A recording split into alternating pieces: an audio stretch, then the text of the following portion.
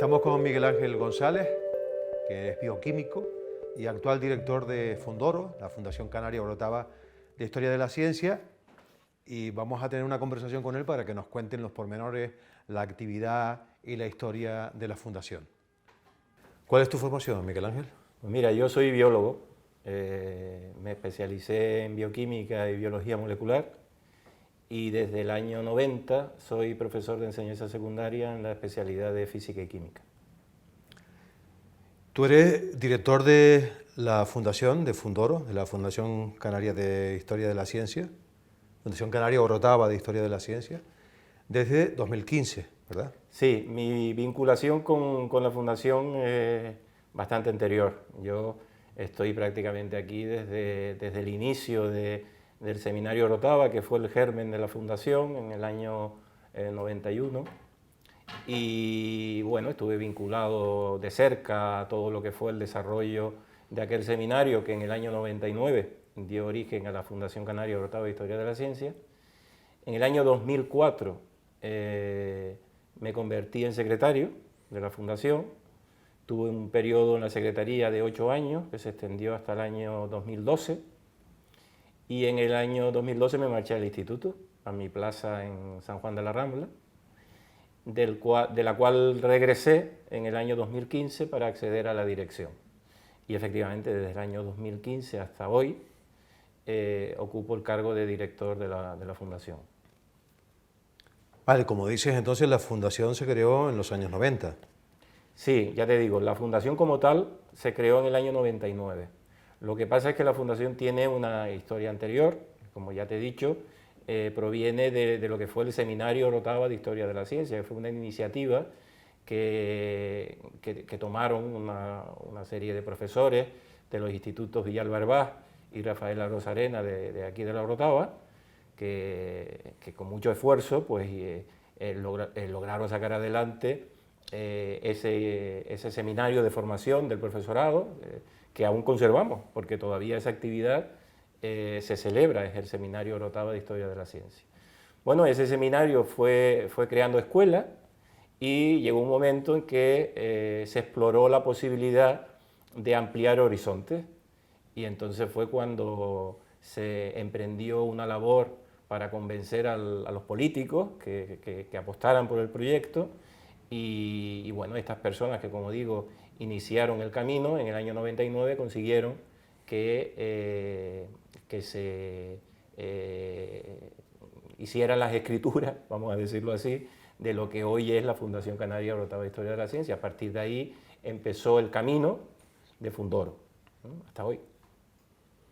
Por lo que tú me dices, aquí la divulgación científica tiene, digamos, varios aspectos o varios puntos de vista, ¿no? Por un lado, la formación de los propios divulgadores, es decir, la formación del profesorado, cómo esa divulgación se forma los profesorados para que llegue al beneficiario final, que es el estudiante, ¿no? Y luego el público general. Creo que esas son las distintas vertientes, en las que ha desarrollado su actividad y sigue desarrollando en el presente la Fundoro, ¿verdad? Sí, efectivamente. A ver, nuestro fin fundacional es la difusión y promoción de los estudios relacionados con la historia de la ciencia. Es verdad, como acabas de decir, que nuestra labor tiene diferentes patas, ¿no? Está la formación del profesorado, que ahí fue de donde nosotros nacimos, y que cuidamos esa relación con los centros de enseñanza, la cuidamos porque es parte de nuestra esencia. Pero también, a lo largo de todos estos años, nos hemos esforzado por explorar nuevos caminos para cumplir con nuestro fin fundacional, ¿no? Que es llegar a la población en general. Nosotros estamos convencidos de que se puede llegar a toda clase de público con nuestro mensaje, con la difusión y divulgación de la historia de la ciencia. Es más, vemos que ese mensaje cala en la gente. Personas que nunca se habían acercado al discurso de la historia de la ciencia, que no sabían lo que era la historia de la ciencia, y es más, desconocían la relación que existía entre Canarias y la historia de la ciencia, pues nosotros vemos todos los días con nuevos proyectos, con nuevas iniciativas, que se puede llegar a estas personas, que estas personas pueden descubrir en la fundación pues algún tipo de interés que les atraiga, ¿no? Aparte de eso, nosotros a lo largo de nuestra historia hemos también llevado a cabo congresos internacionales, nacionales, de disciplinas relacionadas con la historia de la ciencia. Por ejemplo, en el año 2001 celebramos un Eurosimposium dedicado a la figura de Galileo, que fue un éxito rotundo. Vinieron los mayores y mejores especialistas en Galileo del mundo. Luego, posteriormente, hicimos otro congreso sobre Einstein. Hemos hecho jornadas, hemos hecho simposios. Por ejemplo, en 2019 hicimos un encuentro en La Graciosa, porque eso es otra de los objetivos, era expandirnos por todo el archipiélago, ¿no? Es decir, que nuestras actividades llegasen a todas las islas, a ser posible. Habíamos estado ya en La Gomera, habíamos estado en Gran Canaria, habíamos estado en La Palma, habíamos estado en Lanzarote. Bueno, pues en el año 2019 nos propusimos estar en La Graciosa, para celebrar allí el aniversario del desembarco de Humboldt en La Graciosa, ¿no? Porque en 1799 Humboldt llegó al archipiélago y era desconocido. Es muy conocido la labor de Humboldt en Tenerife con los famosos pisos de vegetación, ¿no? Pero que la tierra que primero pisó en Canarias fuese La Graciosa, eso es algo que era desconocido para el gran público, ¿no? Bueno, pues nosotros celebramos allí una jornada para conmemorar dicho acontecimiento, que fueron un éxito total y absoluto, ¿no? Entonces, como te digo, nuestra labor tiene diferentes patas, es decir, se adapta un poco a los intereses, a los posibles intereses que pudiesen tener las personas que se acercan a conocernos, ¿no? Queremos dar respuesta a todo ese espectro de intereses.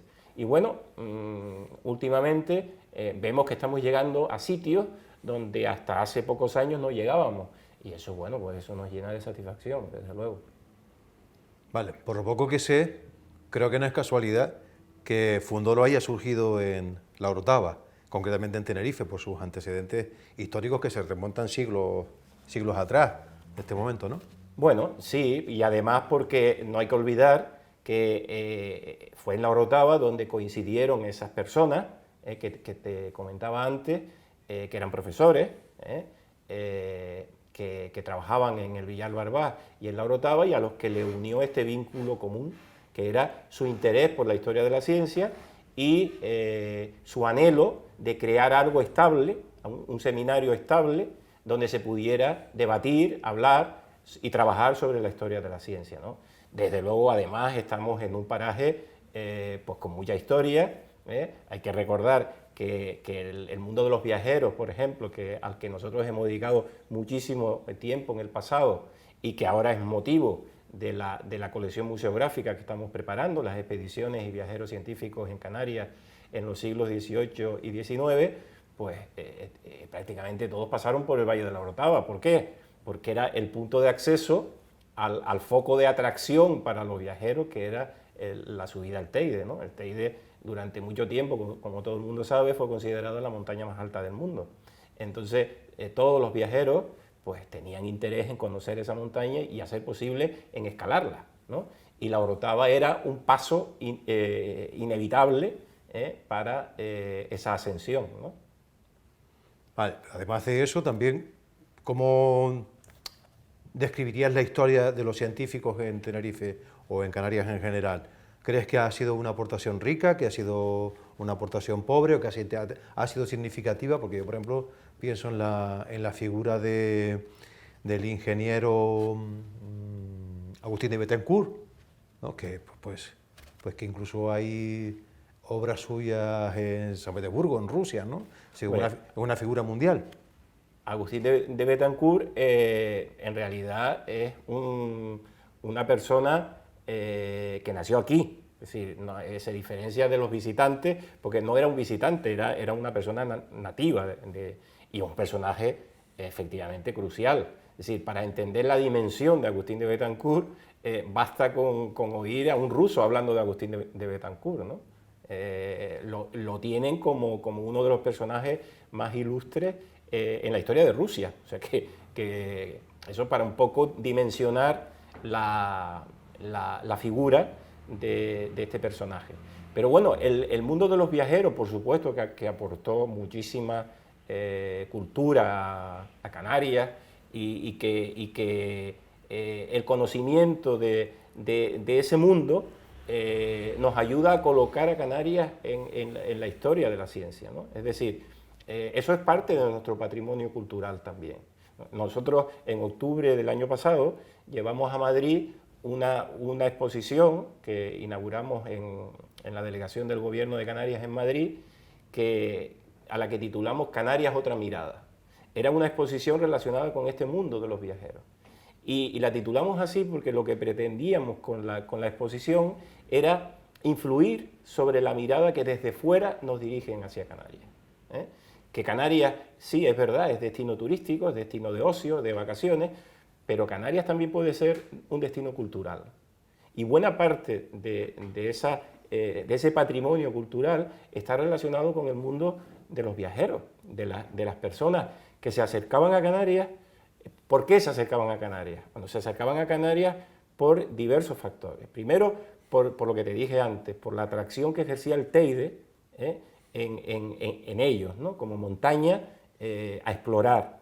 Segundo, porque eran conscientes de las características, de las peculiaridades de nuestra botánica, de nuestra zoología, de nuestra vulcanología. Es decir, había viajeros que venían interesados precisamente en eso, ¿no?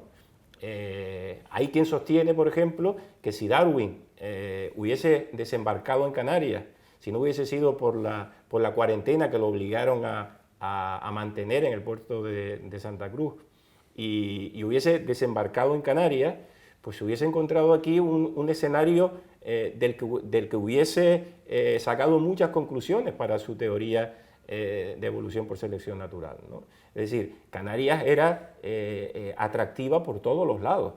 Por eso no es de extrañar que numerosas expediciones, numerosos viajeros pasaran por aquí. Además, tampoco hay que olvidar que éramos lugar de paso hacia el nuevo continente, hacia el nuevo mundo. Entonces, está descrito por ahí en la literatura que Canarias el Teide era la última visión europea que contemplaban los viajeros que se dirigían hacia el nuevo mundo cuando dejaban la vieja Europa, ¿no?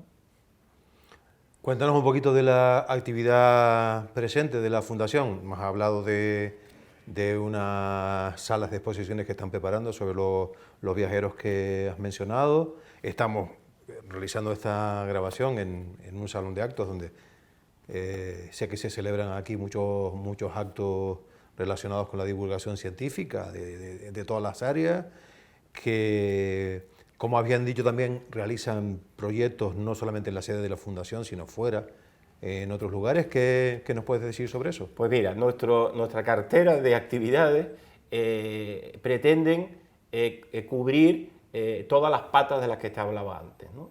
Está en primer lugar el mundo educativo. Al mundo educativo nosotros participamos a través de seminarios de formación de profesorado, por ejemplo el seminario Orotava, del que te hablaba antes, que el año que viene, si no recuerdo mal, iniciará la 31ª edición. Son 31 años de celebración ininterrumpida de ese seminario. Luego tenemos también talleres que llevamos a los centros, ¿eh? Tenemos monitoras, en este caso, que están llevando a cabo pues, una serie de talleres que llevamos a los centros que los solicitan. Tenemos rutas temáticas, rutas históricas que hacemos con alumnos en la Orotava. Por ejemplo, la ruta de medición histórica de la altura del Teide. Es una ruta que hacemos aquí en el Teleforo Bravo, en el Centro de Interpretación Teleforo Bravo, y que tiene mucho éxito. Luego tenemos una colección de exposiciones que las tenemos aquí en depósito y que las prestamos a los institutos que las solicitan. Y bueno, estamos abiertos también a si en algún momento algún centro educativo nos solicita algún tipo de intervención, alguna charla, alguna conferencia y esa actividad entra dentro de nuestras posibilidades, pues lo hacemos también. Luego tenemos también lo que es actividades dirigidas al gran público, que tenemos talleres que hacemos aquí también en el patio de la Fundación, que abrimos a toda la ciudadanía. Tenemos obras de teatro. Hace poco estrenamos una obra que teníamos concertada desde antes de la pandemia, Cuatro corazones con freno y marcha atrás, de Javier Poncela, a la que asistieron 200 personas en su estreno. Queremos usar el teatro también como vehículo de transmisión de la historia de la ciencia. Tenemos también la edición de una revista de divulgación, que nos esforzamos en que vaya dirigida a la mayor cantidad de gente posible. Tenemos también en marcha una actividad que tendrá que ver con el mundo de los viajeros también. Queremos llevar los textos de los diarios que nos dejaron esos viajeros y hacer posible hacer una especie de lectura teatralizada de esos diarios. El mundo de los viajeros se completa con la colección museográfica que te estaba diciendo antes, ¿no? Es decir, ahora mismo tenemos abierta una de las salas, que es la sala de cartografía y navegación, que hemos llamado Sala Louis Feuillet, porque Louis Feuillet fue el pionero de las expediciones científicas a Canarias. Esa es la primera sala. Actualmente estamos trabajando en el diseño del resto de la colección museográfica, que consistirá en 4 módulos, cada uno dedicado a diferentes aspectos. Habrá un módulo dedicado a botánica y zoología, habrá otro módulo dedicado a astronomía, habrá otro dedicado a vulcanología y otro a paisaje, geografía y paisaje. La idea general es recrear el ambiente que esos viajeros encontraban al llegar a Canarias. Y la verdad es que si todo va como ha ido la sala que tenemos inaugurada, pues habrá ahí una forma, una manera de hacer visible todo el trabajo que la Fundación ha realizado en el pasado con este mundo de los viajeros. Tenemos previsto también hacer jornadas más especializadas. Por ejemplo, está en cartera hacer una jornada sobre mecánica cuántica, cuidando siempre el aspecto divulgativo, es decir, no convirtiendo la Fundación en una delegación de la universidad para explicar mecánica cuántica, ¿no? Pues porque para eso ya está la universidad. Fíjate que uno de los papeles que juega Fundoro es el papel de nexo, es decir, realmente cuando uno evalúa las instituciones, las posibilidades que uno tiene cuando acaba en la universidad, parece que cuando uno abandona el mundo universitario y se dedica, por ejemplo, al mundo de la enseñanza secundaria, pues son dos mundos alejados.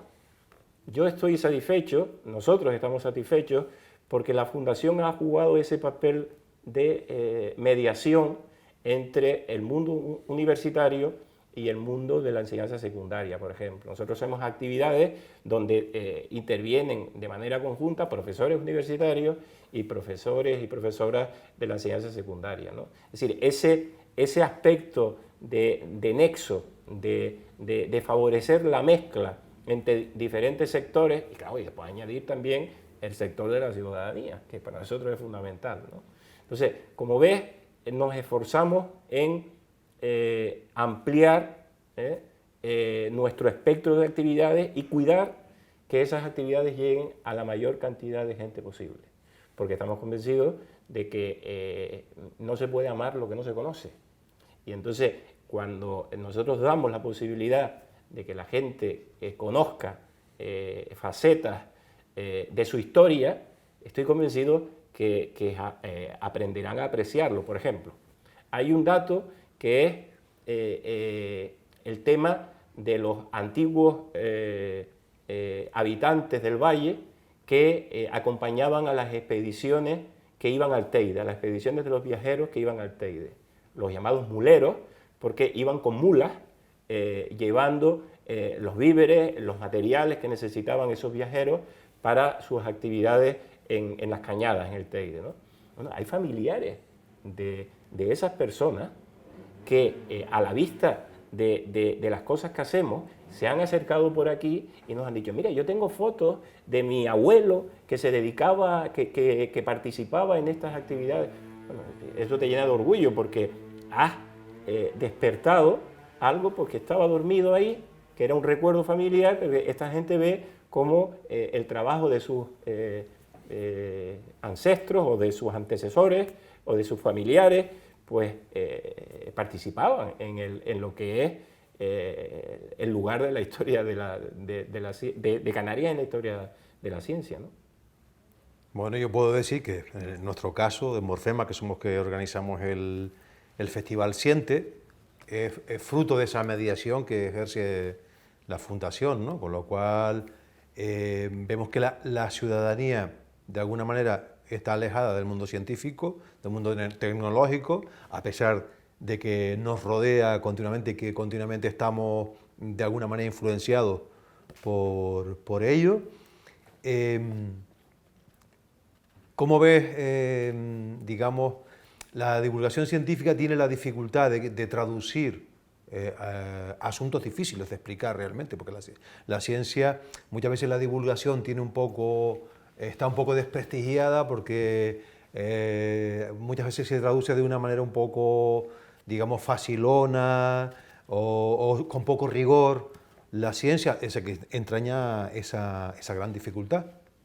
Sí, es muy difícil hacer divulgación de la ciencia. Es muy difícil hacer divulgación científica, precisamente porque tienes que guardar siempre un equilibrio entre no caer en una excesiva especialización, no hacer del discurso divulgativo un discurso altamente especializado, porque si no nadie se entera de nada. Pero por otro lado también está el peligro de caer en un discurso vacío, ¿no? Por eso hacer buena divulgación de la ciencia es muy difícil. Encontrar buenos divulgadores es complicado, ¿eh? Y además es que no hemos tenido tradición aquí, en España, de divulgación de la ciencia. Me decía hace tiempo un viejo profesor que tuve en la universidad que el aspecto divulgativo, el aspecto docente de los profesores, en este caso de la universidad, aquí en España se ve un poco como una carga. Él me decía, fíjate Miguel Ángel, que hasta el propio lenguaje nos delata. Nosotros hablamos de carga horaria, cuando hablamos de docencia, cuando hablamos de divulgación, ¿no?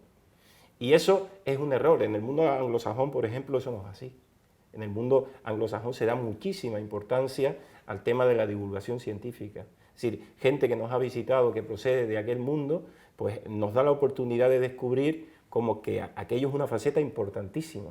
Es decir, ser capaz, imagínate que tú eres un especialista en mecánica cuántica. Tú puedes saber muchísimo de mecánica cuántica, pero si tú eres capaz de mantener en vilo a un auditorio que no tiene formación en mecánica cuántica con tu discurso, tú eres un gran divulgador de mecánica cuántica. Te hablo de mecánica cuántica por irme a una disciplina que suele ser tachada de incomprensible, de complicada de entender, ¿no? Es decir, nosotros hemos tenido aquí auténticos personajes maravillosos, muy buenos y muy buenas divulgadoras, y tú te das cuenta que el público, cuando pasa una hora, y dice, pero ha pasado una hora ya, es que no son conscientes del tiempo, ¿no? Y al revés, es decir, te encuentras con gente que son especialistas, que saben muchísimo de una determinada actividad, pero no tienen esa capacidad de transmitir, no tienen esa capacidad de descender sin perder el valor de lo que estás diciendo, ¿no? Sin perder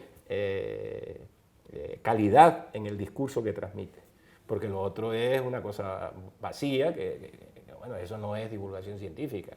Eso es, no sé, eso es decirle a la gente cuatro boberías para que se crean que saben de algo, ¿no? Pero eso no es divulgación científica. La divulgación científica, te vuelvo a repetir, es muy difícil de hacer.